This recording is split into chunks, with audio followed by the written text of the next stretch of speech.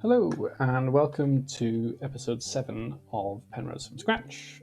This time we're going to have a look at layout algorithms, which is kind of one of the more kind of visually appealing and kind of fun bits of a tiling window manager. It's also the tiling bit of a tiling window manager, to be perfectly honest.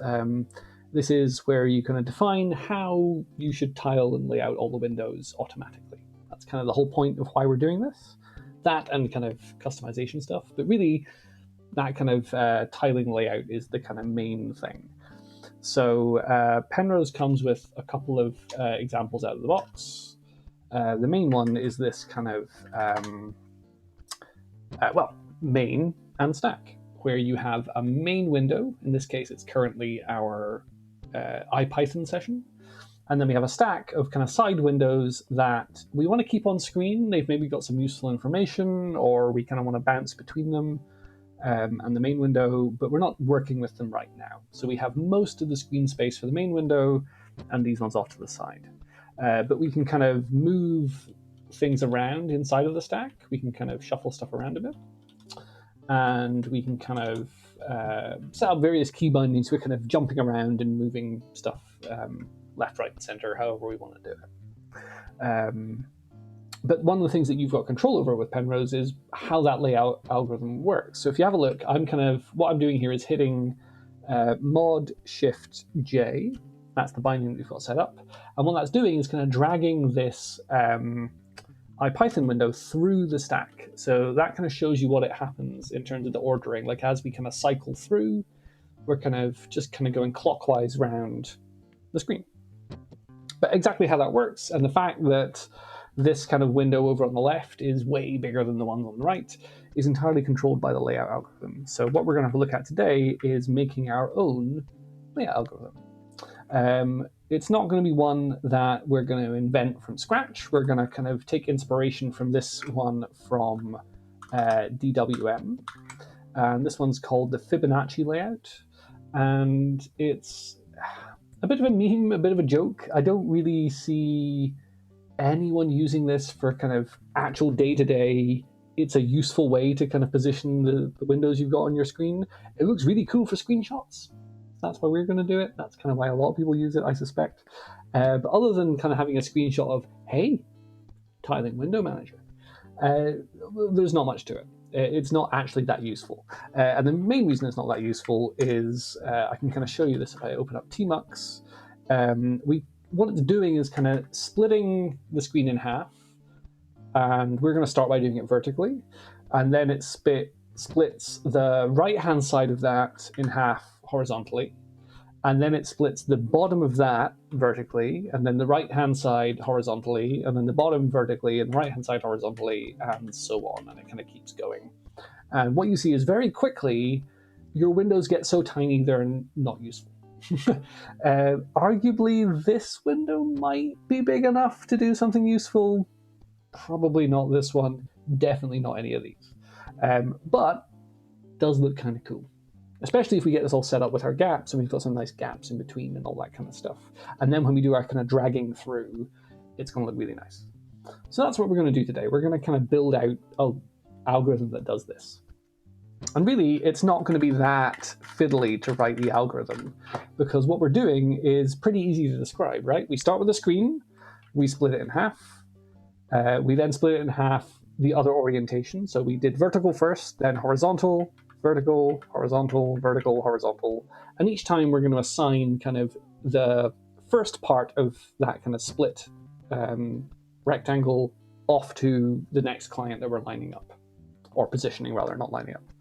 So we'll have a look at how we do that. As you might imagine from the stuff we've looked at so far with Penrose, this involves a trait. Unsurprisingly, it's called the layout trait. And that gives you a variety of different methods to implement, which give you some real kind of flexibility and power over exactly how this works. There's some kind of advanced features in there around kind of listening for dynamic messages that are going to modify things. So that's how we do things like shrink and grow this one. That's sending a message. And we can also kind of change how many things are in that main area.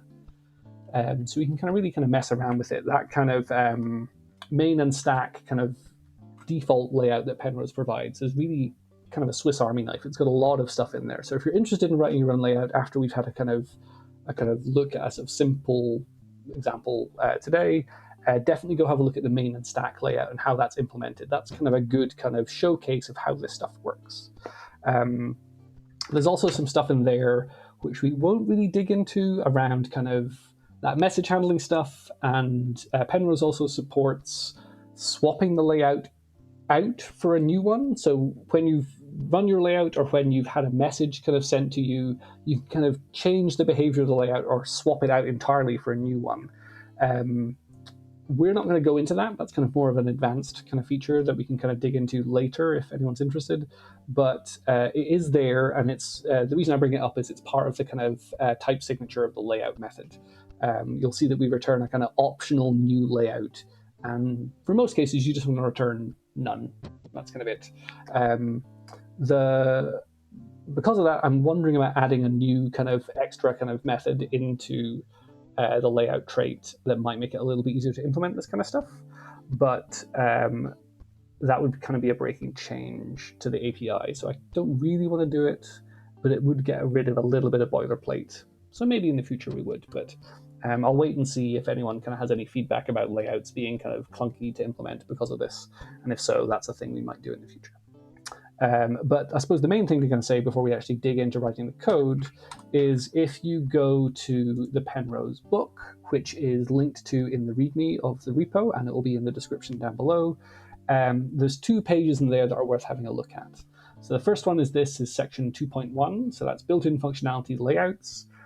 And that kind of describes the 2 built-in layouts that Penrose currently comes with, which is a monocle layout, which is just whichever window you're working with gets the full screen. That's it. And as you kind of cycle through windows, you just kind of pull each of those windows up to the top of the stack to have a look at it. And then the kind of real kind of default layout, the one that kind of, if you ask for just default layouts in your config, this is what you get, is this main and stack layout we just having a look at. And that one really does have a huge amount of stuff that you can kind of play around with and kind of do, where you can kind of shrink and expand it and change the clients, and you can kind of mirror flip it and rotate it 90 degrees. There's a whole bunch of stuff you can do there. And if you want to implement your own layouts, that's a really good starting point to kind of have a look at how all that works and the kind of stuff that that's doing under the hood. This also covers that message stuff I'm talking about, which is how we're kind of shrinking and growing the layout. And transformers, which we've had a little bit of a look at before, they're a whole topic in themselves. We might have an episode on those in the future. Depends on if anyone's interested. There's a lot of stuff still left to cover, but if anyone wants to go over that, let me know in the comments down below, and we can maybe have an episode on layout transformers. But yeah, so that's section 2.1. That kind of covers built-in stuff, what comes out of the box. And then there's also section 5.2 down here, which explains a little bit about the layout trait, which we're going to look at just now, and how to write a layout function. And this one kind of starts by just kind of re-implementing that mono layout, which I think is how we're going to start to begin with, and covers this kind of swapping out for a new layout and message handling and kind of changing your behavior based on messages, and also a little bit about writing layout transformers, but it's just a kind of introduction. We're not going to go through this whole tutorial, but if you want to read a little bit more, see some extra examples on top of what we're doing today, this is a good place to start. And again, there'll be a link in the description down below. But for today, we're going to have a look at doing a couple of things. So the first, if you have a look at the repo now, in examples, we have layout test, which is this. And this is using a helper function called print layout result. Now, I think I've got the docs open for that here. Yep. And all this is doing is you give it a layout. So we're going to pass in the main and stack layout to start with to kind of show you how this works. But eventually we're going to pass through our new layout that we're writing. And you say how many clients you want, and then some screen dimensions, width and height. Now, this is going to print out the result of running your layout for that many clients, kind of just in ASCII art with dots. And so because of that, your screen width and height are going to be massively smaller than an actual screen. We're going to use the same thing that's in the docs example, which is 40 by 15, which works quite nicely for kind of just a quick kind of ASCII art kind of diagram, but is way, way, way, way, way smaller than any real screen resolution. So one thing you might see from that, with the kind of the resolution being so small compared to an actual screen, is you might get some weird artifacts around kind of integer division and not quite splitting up the screen space exactly how you thought you would. So don't worry about that. If you kind of see some weird behavior, try bumping that kind of screen size up as big as you can manage in your terminal. Or if you're still getting some weird stuff and you want to double check it out, just pull the layout into your actual window manager and try it with some real programs. And I tend to just use terminals just as a quick way of getting a bunch of screens, or a bunch of windows rather. But hopefully what you should see is, by the time you're using a real screen resolution, most of that stuff's fine. It's really about when you kind of crush stuff down really small, you get some weird behavior around kind of integer division. But that's truncating division for you. That's kind of nature of the beast. But yeah, so we'll have a look at setting that up. So we're just going to print the result of laying out with the main and stack. I think we're going to do it with, what's it going to be? 4 clients we'll start with, actually. And so what we're going to do is run that example, I suppose. So if we do cargo run -- example equals layout test, then we'll get some complaints about unused imports. We'll see that in a sec. That's just because I've got the file ready to go for what we're looking at. And there we go. So that ran, and we have a little ASCII art diagram of our layout, which is nice. So that's kind of pretty much what we've got on screen at the moment. At the moment, we've got 2 windows in the stack.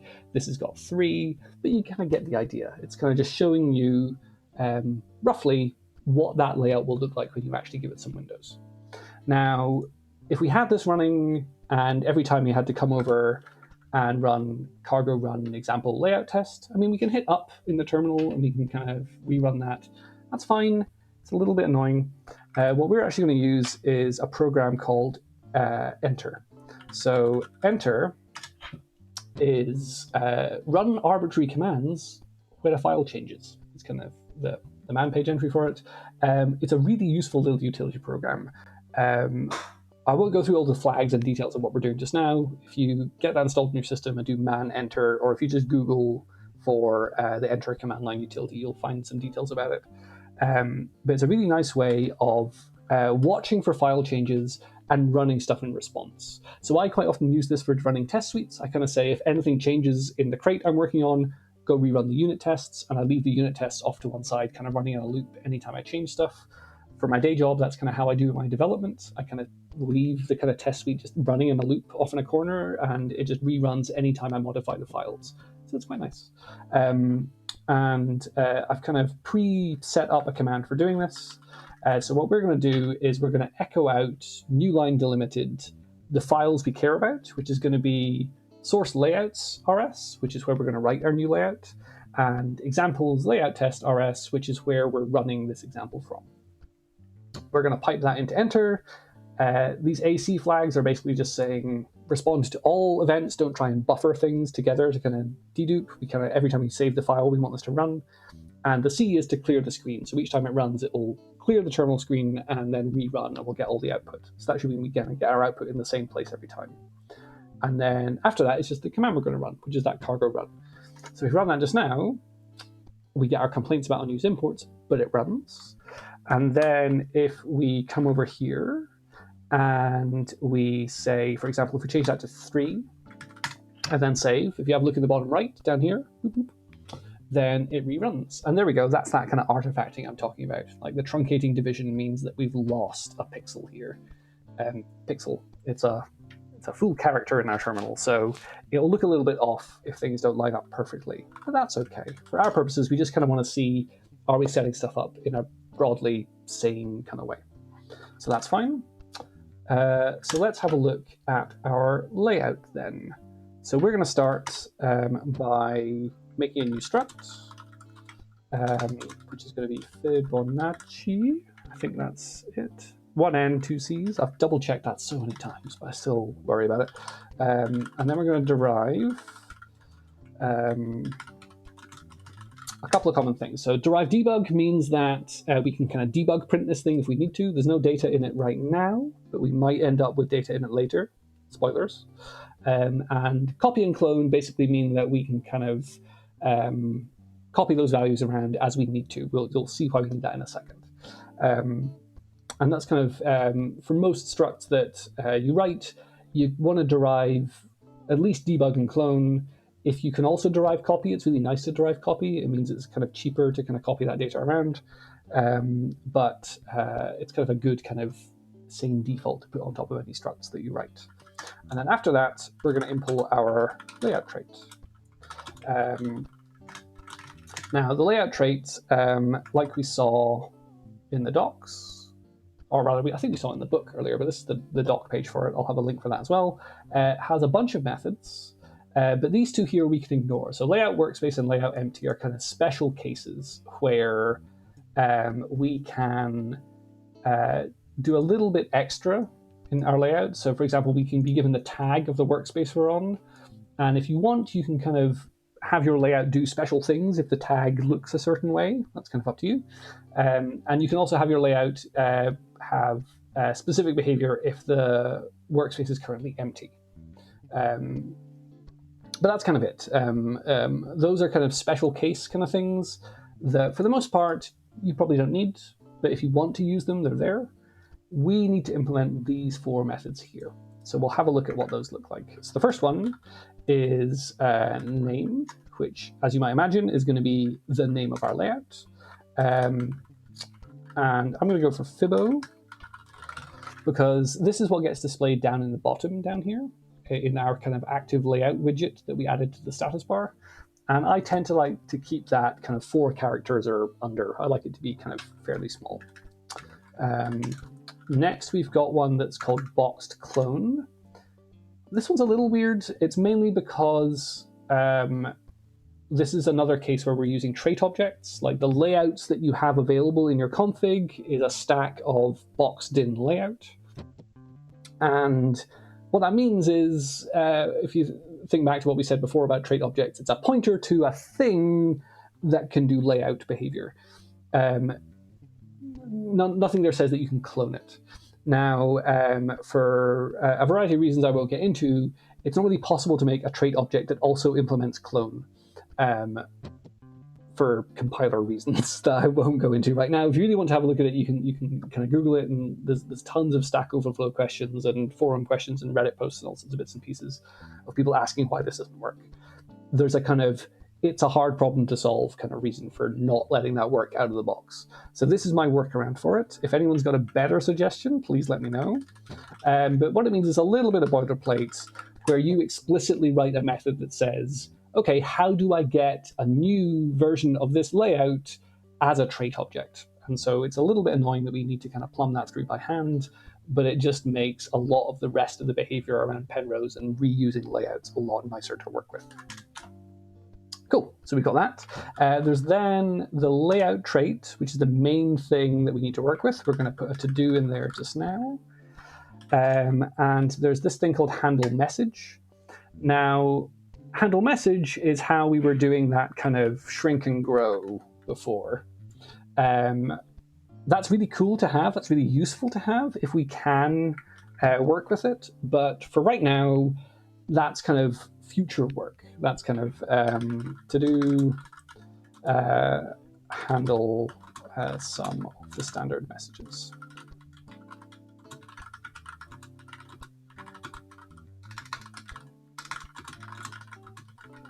So there's a bunch of standard messages that you'll find in the built-in crate, or the built-in module rather, for Penrose.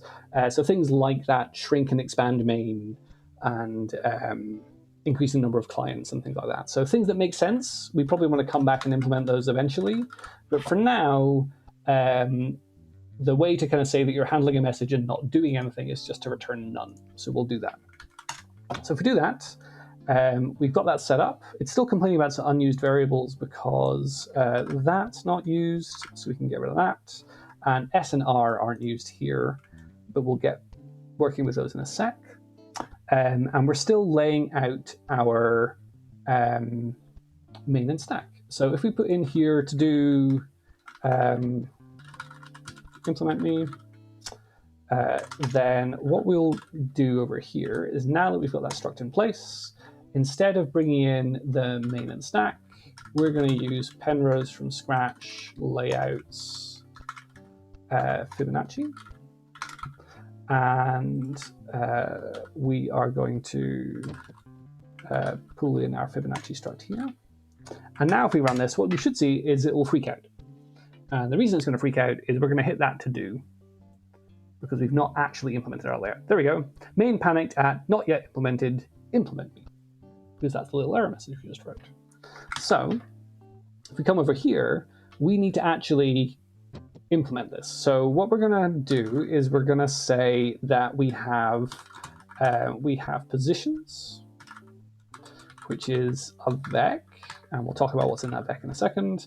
And when we return, we're going to return none and our positions. Now that none is just saying that we're not returning a new layout. This is kind of one of those advanced features that I was talking about earlier, that we kind of say, when you run a layout, it's possible to say, I've now run, I've given you a bunch of positions to the windows, but next time I want you to run this layout instead. And that lets you do some really kind of nice dynamic behavior where you can kind of check things about the windows you're working with and go off and do bits and pieces. But for the most part, you don't really need it. And so this is that kind of boilerplate stuff I was mentioning earlier, where you're going to return none positions rather than just positions. But for our purposes, now we've got that set up, all we need to do is get positions filled out correctly. So the simplest thing we can do is we can say there are no positions. We're not going to provide anything. And what we should see over here is that doesn't panic anymore, but we don't actually lay anything out. We just get blank because we've not given anything. The simplest thing we can put in is a single client taking up the whole screen space. That's what the monocle layout does. So we could do that. We can make up an ID. It doesn't need to be an ID that's in the stack. And this is a good thing to bear in mind, that you can write layout algorithms or kind of wrappers around layout algorithms where you inject clients in. So you might know that there's like a pinned client, say like my webcam at the moment. You want that to appear on every single workspace, regardless of anything else that's happening. So you always inject the client ID of the webcam and a position where you want that to be into any positions that you calculate while you're working out where the tiled window should go. Generally, you want to use the IDs that are in the stack that you've been given, but there's nothing stopping you from positioning other windows in there, or, like we're about to see, ignoring everything that's in the stack, or ignoring different things that are in the stack. But if we do that, we can provide a single ID, which is going to be ID1, and we're going to use all the screen space we've got, and there we go. We kind of now have a single client being tiled. But we could do a few other things with that as well. We could say, okay, we've got that. Let's also have ID2. And for that one, let's just make up a rect. So a rect is standard kind of graphics. I was about to say notation. Notation's the wrong word, but kind of the properties you're working with this are X, Y, width, and height. And if you have a look at the docs for Rect, you'll see that we've got some details there where it's X, Y, width, and height. And really what that's talking about is, let's see if I can do this right because my webcam is mirrored. It's this hand, so here we go. So we've got the position of the top left corner. That's your X and Y coordinates, where the top left corner is 0, 0. So as X increases, you go along this way. And as Y increases, you actually come down. So it's not like a kind of, if you remember kind of drawing graphs at school where you start in the bottom left corner and Y increasing goes up and X increasing goes right. Oops. Here we're starting at the top and X increasing is going to go right, but Y increasing is going to come down. So we've got our top corner, and then as you might imagine for width and height, we have the width that we're going to take up and the height we're going to take up as well. That is a lot harder to do mirrored than I would have expected. Wow. Okay, but hopefully you kind of get the idea. We've kind of got the box that I'm currently sat in here in terms of how big is the box and where am I going to position it. And for positioning, we only need to know one corner. So by convention, we specify the top left corner. But also you'll see in the method list for this, there's a whole bunch of methods about kind of scaling and expanding and splitting and kind of checking things about the rectangles you're working with. There's a bunch of helpers to kind of make this kind of stuff a bit easier to work with. So what you should find is you can use those helpers for the most part. You don't need to kind of compute all these offsets yourself directly. But also that means we can kind of construct an arbitrary rectangle however we want. So let's say we'll do one that's kind of 2 characters in and down, and we'll give it a width of 5 and 5. And if we add that in, then we should see we have our full screen and then a smaller rectangle inside. When that builds, there we go. So we have our full screen, smaller rectangle inside. It's not a square, even though we did 5, 5, because if you look at the kind of characters in your terminal, the width of a character and the height of the character are a rectangle, not a square. So we've got that. We could also add another one just to kind of show off something where nothing says these have to be non-overlapping. Like for a lot of tiling layouts, you kind of don't want them to overlap. That's kind of the idea. You kind of want some space around stuff. But we could have them overlap. So we could say that this was going to be at 4, 3, and it was going to be 7 and 5. Why not? Oops, I need a comma there. There we go. And so what you should see this time is we have our large rectangle for the whole screen and then 2 smaller rectangles, and they're actually going to intersect. There we go. They kind of overlap a little bit. So that's fine. That's okay. The thing to bear in mind is that the order that you put things in your vec of positions is kind of the sort of stacking order. So things at the start of the vec will be on top of everything else that's beneath it. So you're kind of specifying kind of top down for the kind of positions that you want to return back. So if you write a layout and you want things to overlap, but you're kind of not getting things kind of stacked one on top of the other in the way that you were quite expecting, have a look at the order that you're returning them in your positions vec, and that's kind of the way to kind of fix that. Cool. Okay, so that's our starting point. That kind of gives us some positions that we can return from here. We're not just returning something that's empty or using the built-in one or just using the full thing. And what we're going to do is we're going to have a look at splitting the screen. So one thing we can actually do is we can say, let's split the screen into R1 and R2, and that's going to be r.split. And we'll use one of those split methods, and we want mid-width is the one we want. And then our positions is going to be those 2 rectangles. So we can kind of take our screen, and rather than kind of working everything out ourselves, we can kind of split it up. And we can say that, what would that be? That'll be 1 into and 2 into, and we'll do R2 and R1. That's possibly the most complicated way I could have written that out. And I'm using Vim, which is supposed to be about minimizing keystrokes. That was embarrassing. Cool. So if we do that, we still get a bunch of warnings about not using variables because we're still not using the stack. But now, there we go. We take our screen and we split it down the middle. That's fine. The next thing that we could do is we could say, okay, well, let's say that actually we're going to have R2, R3, and that's going to be R2 dot split at mid height. Because remember we said we want to split in the middle, then split in the height, and so on. And then over here, we'll add in our next one. So that's going to be 3 dot into and R3. Now, I think this might complain about R2 being reassigned, but let's see. Is that going to be all right? No, that's okay. I think that's all right. Cool. So if we do that, does that work? Yeah. So we get our screen split. We have a window on the left, and then on the right, we split it and we have 2. And we're kind of keeping going with this. That's fine. Now, the problem with this is we're kind of by hand writing out all those splits. And so you can imagine what's going to happen next. So the next time you'd then have R3 and R4, and this would be splitting R3, and we'd split at mid width again. And then over here, we'd add 4.into, and that needs to be in a tuple. And that would be with R4. And you kind of get the idea. We're getting into that kind of split, split, split, split, split, split, split. And it kind of iterates down, and we kind of just keep splitting as we go.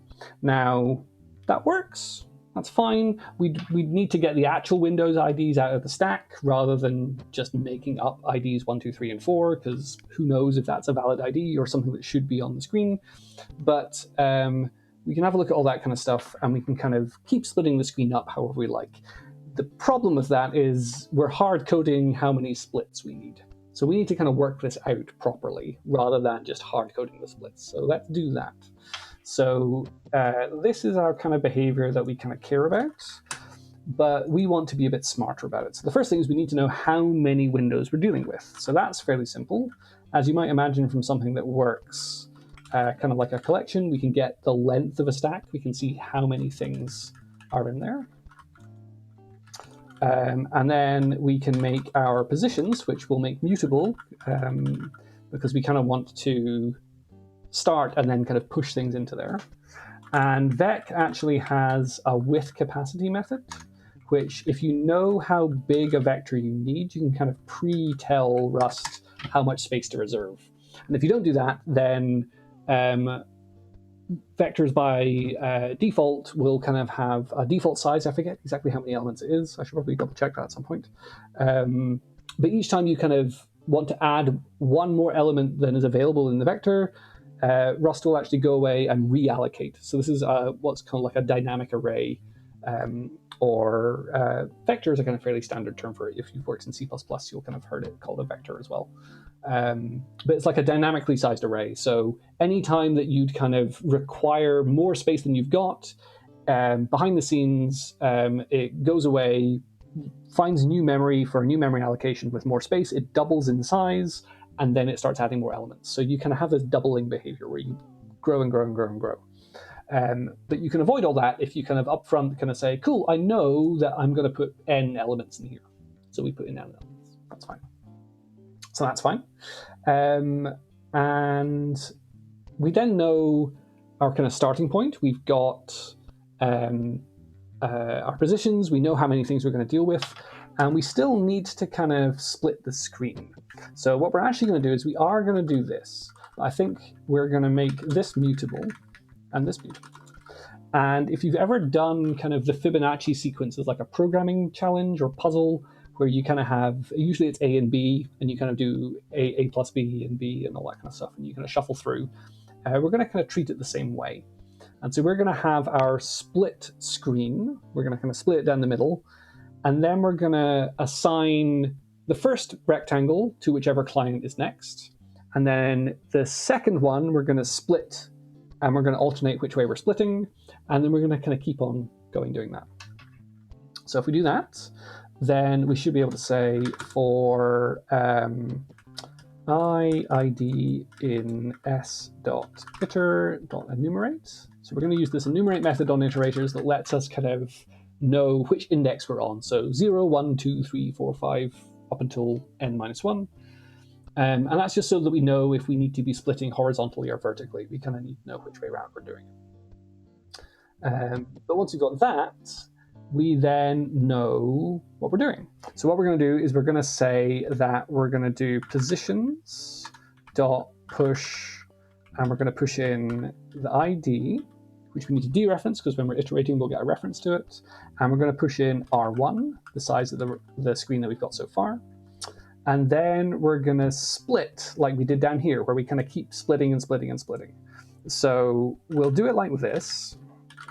But what we're actually going to do is instead of making this R2 and R3, we're going to reassign that back to R2 and R1. So what we're doing is we're kind of taking R2 and then we're saying, cool, okay, I'll split that again. So the next time around the loop, we're going to take R1, which is the kind of first bit of that split, and then we're going to push that in for that window, and then we'll split again. So we'll keep splitting and splitting and splitting and splitting and splitting.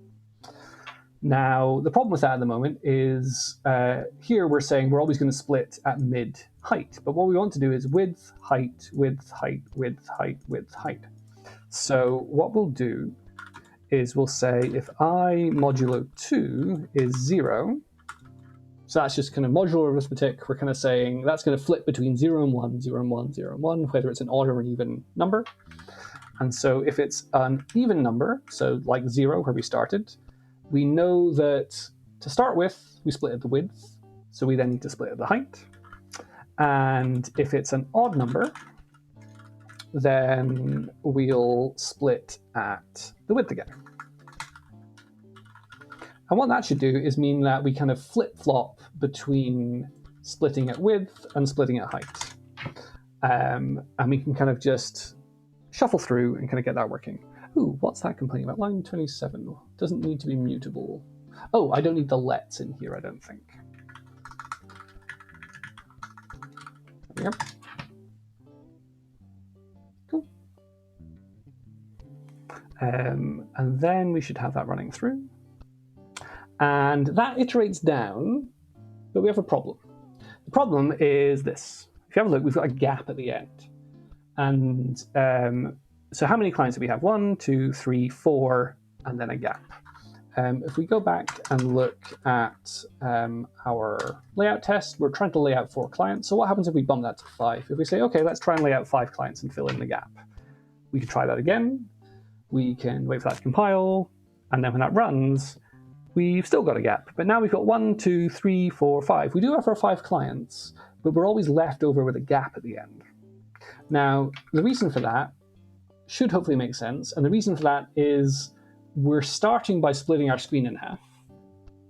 And then we always assign the first bit of our split. So that's either the left or the top, depending on whether we split horizontally or vertically.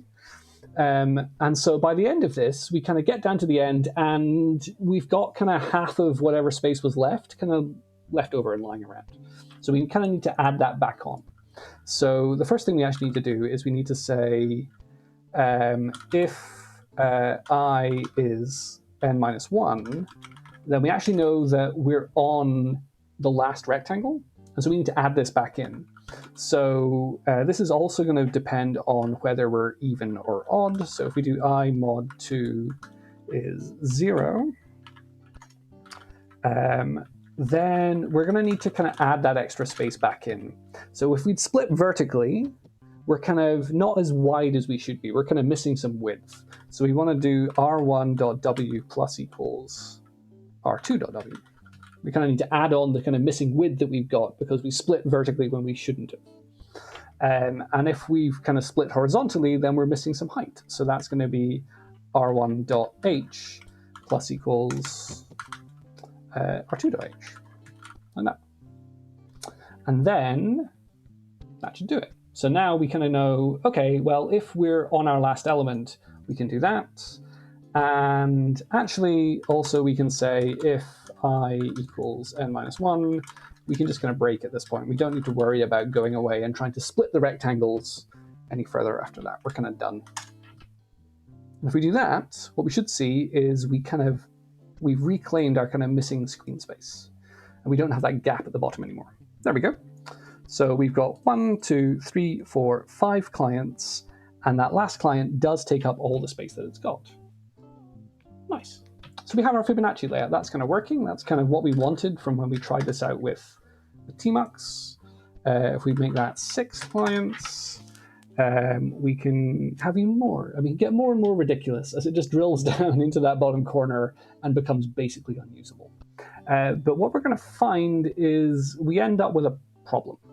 And it's a problem that you really don't want to have because we're very quickly going to hit something that's actually going to be a pretty nasty bug and may actually crash your window manager. So this is where bounds checks kind of come in. So if we go back to Tmux, we can have a look at this. Tmux actually knows about this and will do this for us. So I'm going to bump this way up so that the font size down here is massive.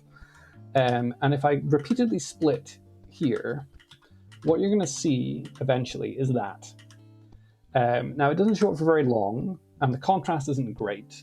But what that's saying is no space for new pane, which is kind of Tmux's name for what I'm calling a window in Penrose.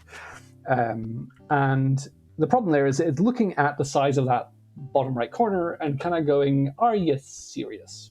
Essentially, it's kind of looking at that going, no, that's way too small. Like, there's no way I can split that and have a sensible sized window you can do anything with. Like, in here at the moment, like, that's me saying echo high. If I delete some of these, you might get high. There we go. It's way too small. Like, we can't actually work with that anymore. It's got too small.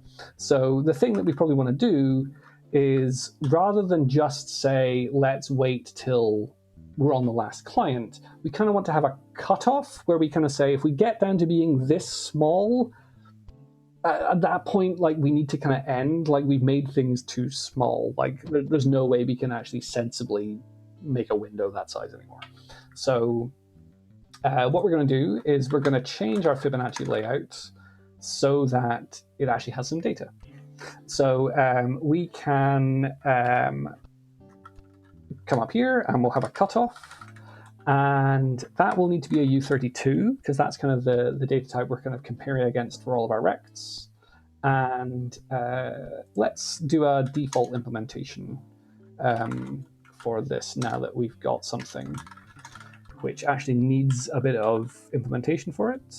Impl default for Fibonacci. And default, and that'll just be self, and the cutoff is going to be default cutoff, and we'll put that up here. Where's that going to go? Here.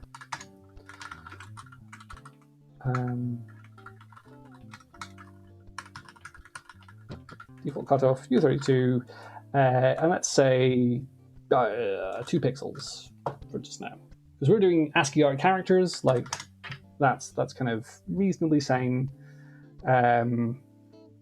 We've got that, but now we're going to have 2 problems. One problem is that it's complaining this cutoff field is never used, and the other problem, which is actually a bit more of an issue, is here we're not actually specifying that cutoff value. So if we do Fibonacci default now, that should handle it, and we've not actually done anything with our cutoff.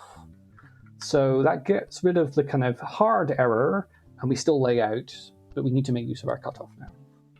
So let's come down here, and I think what we're going to say is, instead of just saying if we're on the last client, we'll say let at cutoff equal I is n-1.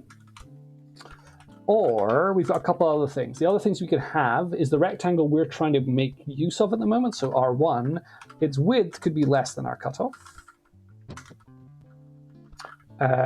Or its height could be less than our cutoff. Actually, let's do less than or equal. That's kind of what we want from our cutoff, isn't it? We want it to be less than or equal. Is less than self.cutoff. Cool. And then here we can say if at cutoff, then we need to add on the space. And if at cutoff, then we need to add on the space. Oops, there we go. And now, I don't know actually if a cutoff of 2, I think that's what we put, wasn't it, is going to be enough that it should kind of stop that last one coming through. No, so we've got 1, 2, 3, 4, 5, 6.